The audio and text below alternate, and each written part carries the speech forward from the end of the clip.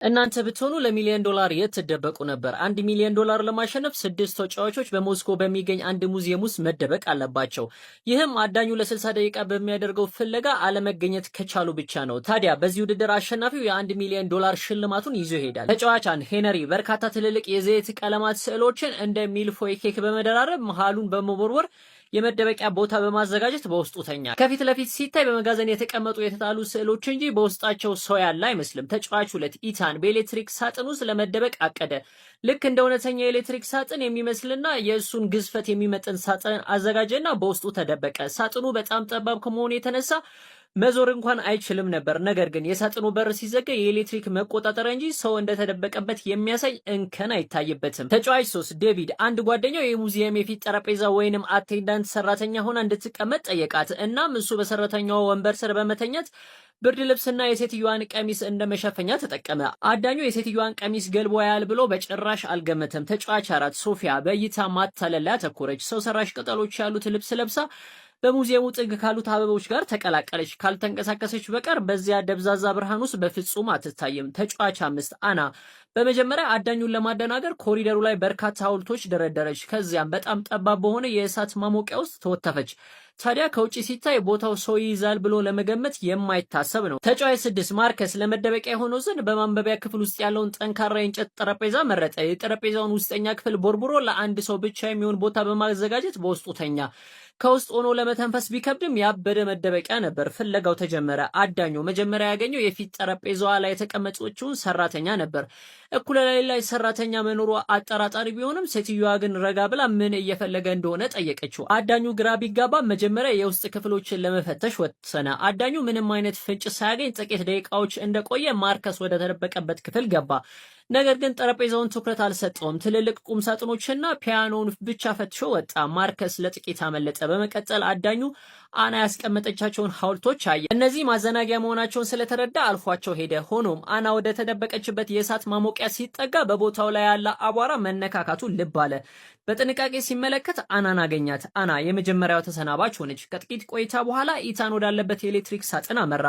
በደመ ነፍሱ አንድ ችግር እንዳለ ተሰማው። በሩን ሲከፍተው ኢታን እየሳቀ ተገኘ። ሶስተኛው ተወዳዳሪ ሄነሪም በስዕሎቹ በኩል በነበረው መግቢያ ተያዘ። አዳኙ ፍለጋውን ቀጥሎ ወደ ሶፊያ መደበቂያ ሲጠጋ ሶፊያ መያዟን በመረዳቷ በድንገት ብድግ ስትል አዳኙን አስደነገጠችው። ሶፊያ አራተኛ ተሰናባች ሆነች። አሁን የቀሩት 20 ደቂቃዎች ብቻ ናቸው። አዳኙ እንደገና ወደ ተቀባዩ ሴት ጠረጴዛ ተመለሰ። ሴትዮዋ ሁኔታ አሁንም አላሳመነውም። ሊፈትሽ ሲሞክር ሴቲቱ ተቆጥታ እንዳይቀርባት አስጠነቀቀችው። አዳኙ ለጊዜው ቢተዋትም የሆነ ነገር እንዳለ ግን እርግጠኛ ነበር። ለሁለተኛ ጊዜ ሙዚየሙን በሙሉ አገላብጦ ቢፈልግም ማርከስ ያለበትን ጠረጴዛ ግን አሁንም አላስተዋለውም። የመጨረሻዎቹ 3 ደቂቃዎች ሲቀሩ አዳኙ በድጋሚ ወደፊት ጠረጴዛዋ ሴትዮ መጣ። በዚህ ጊዜ የሴትዮዋን ተቃውሞ ወደ ጎን ትቶ ቦታውን ፈተሸ።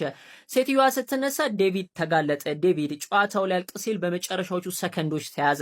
ሰዓቱ ሲያልቅ ማርከስ በላብ ተጠምቆ ከጠረጴዛ ውስጥ ሲወጣ አዳኙ በአግራሞት ደነዘዘ። ደጋግሞ በገባበት ክፍል ውስጥ እንዲህ አይነት መደበቂያ ይኖራል ብሎ አልገመተም ነበር። በመጨረሻ ማርከስ ብቻውን አሸንፎ የ$1 ሚሊዮን ባለቤት ሆነ። ጥያቄው ይህ ነው፣ እናንተ ብትሆኑ ማርከስ ጠረጴዛ ውስጥ መደበቁን ትጠረጥሩና ትፈትሹት ነበር? ጓጊው የ$1 ሚሊዮን በአዳኞችና ታዳኞች መካከል የሚደረገው የ20 ደቂቃ ፍልሚያ ሊጀመር ነው። ታዲያ እናንተም እየገመታችሁና ተመሳሳይ ቪዲዮዎች እንዲደርሳችሁ ፎሎ እያረጋችሁ 1 ሚሊዮን የጃፓን የን ለማሸነፍ 8 ተወዳዳሪዎች በትምህርት ቤት ውስጥ ተደብቀው በ400 የሁለተኛ ደረጃ ሴት ተማሪዎች ከሚካሄደው የ20 ደቂቃ አደን መትረፍ አለባቸው። እስከ መጨረሻው ሳይገኝ የቆየ ማንኛውም ሰው ሽልማቱን ሙሉ በሙሉ ወደ ቤቱ ይወስዳል። ነገር ግን ሁሉም ታዳኞች ከተያዙ ገንዘቡ ሙሉ ለሙሉ ለርዕሰ መምህሩ ገቢ ይደረጋል። ተጫዋች 1 አሌክስ በመተላለፊያ መንገድ ላይ ያሉትን ቁም ሳጥኖች ወይንም ሎከሮች በሙሉ 8 ኢንች ያህል ወደፊት ገፋ አድርጎ በግድግዳውና በቁም ሳጥኖቹ መካከል ባለው ጠባብ ክፍተት ውስጥ ተደበቀ። ከውጪ ሲታይ ቁም ሳጥኖቹ ምንም የተነኩ አይመስሉም።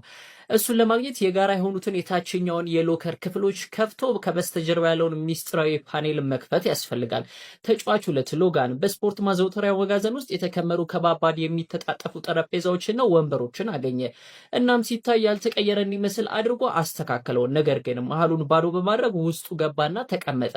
ታዲያ ከውጪ ሲታይ ያው የድሮ ክምር ጠረጴዛ ነው። አንድ ሰው የላይኛውን ጠረጴዛ አንስቶ ወደ ውስጥ ካልተመለከተ በቀር አስተማማኝ መደበቂያ ይመስላል። ተጫዋች 3 ሜሰን ኮሪደሩ ላይ የሚገኘውን የበረዶ ማሽን ለመደበቂያነት መረጠ። ማሽኑ በሚገርም ሁኔታ በበረዶ የተሞላና ሰፊ ነው እና በውስጡ በመግባት ፊቱን በበረዶ ሸፈነው። ማንም ተማሪ እዚህ ውስጥ ሰው ይደበቃል ብሎ አያስብም የሚል ትልቅ ተስፋ ሰንቋል። ተጫዋች 4 ታይለር እሱ ሁልጊዜም ፊቱን በግልጽ ማሳየት ስለሚወድ ግድግዳ ላይ ያለውን ሰዓት እንደ መደበቂያነት መረጠ። ትምህርት ባለመኖሩ ማንም የግድግዳውን ሰዓት አይመለከትም ብሎ አሰበ። በእውነትም ትኩር ብሎ ላላየው ሰው የንስር አይን እንኳን ያለው ቢሆን የታይለርን መኖር ሊያስተውል አይችልም።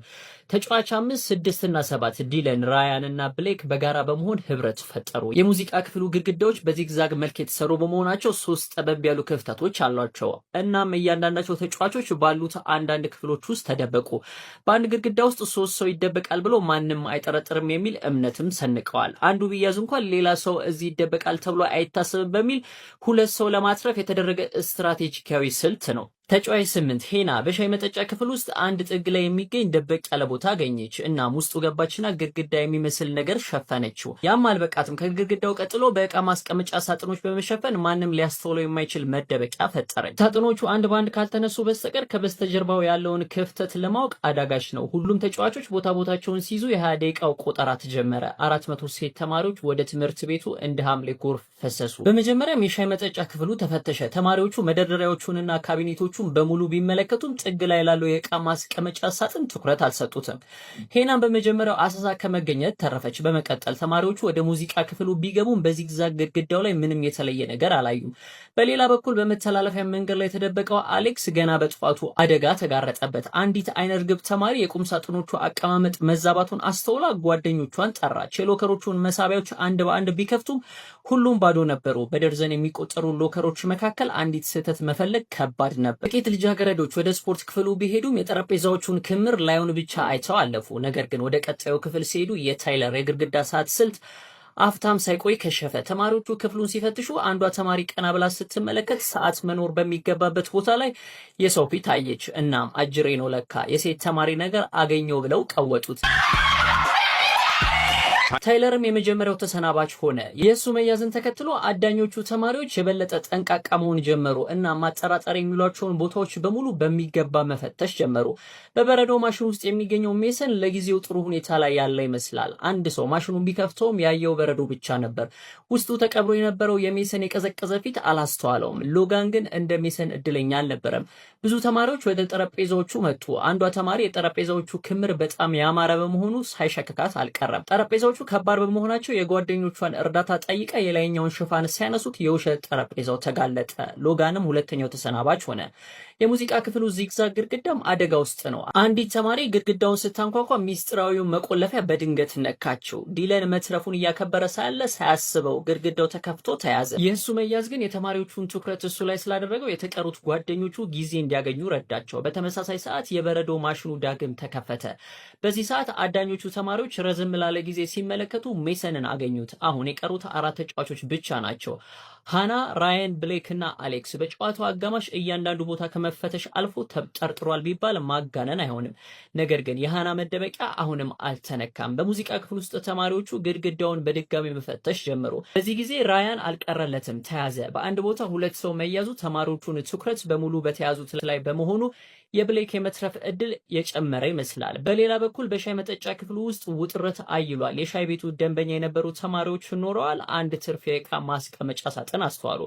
ሳጥኖቹን አንድ በአንድ ሲያነሱ ሃናን አገኟት። አሁን የቀሩት ብሌክና አሌክስ ብቻ ናቸው። ጨዋታው ሊጠናቀቅ 2 ደቂቃዎች ብቻ ሲቀሩት መላው ትምህርት ቤት በከፍተኛ ፍተሻ ተናወጠ። ነገር ግን የሙዚቃ ክፍሉ ቀደም ሲል 2 ሰዎች ስለተገኙበት ማንም ዳግም ሊፈትሸው አልፈለገም። ተማሪዎቹ ወደ ቁም ሳጥኖቹ ቢመለሱም የአሌክስ ሚስጥራዊ ክፍል ሳይታወቅ ቀረ። የመጨረሻው ደውል ተደወለ። ብሌክና አሌክስ ከፍለጋው ተርፈው አሸነፉ። የ1 ሚሊዮን የን ሽልማታቸውንም በጋራ ይዘው ወደ ቤታቸው ሄዱ። ነገር ግን በስምምነታቸው መሰረት ብሌክ ለዲለን እና ራያን ከድርሻው የማካፈል ግዴታ አለበት። ታዲያ ለእናንተ ብልሃተኛው ተጫዋች ማን ነበር?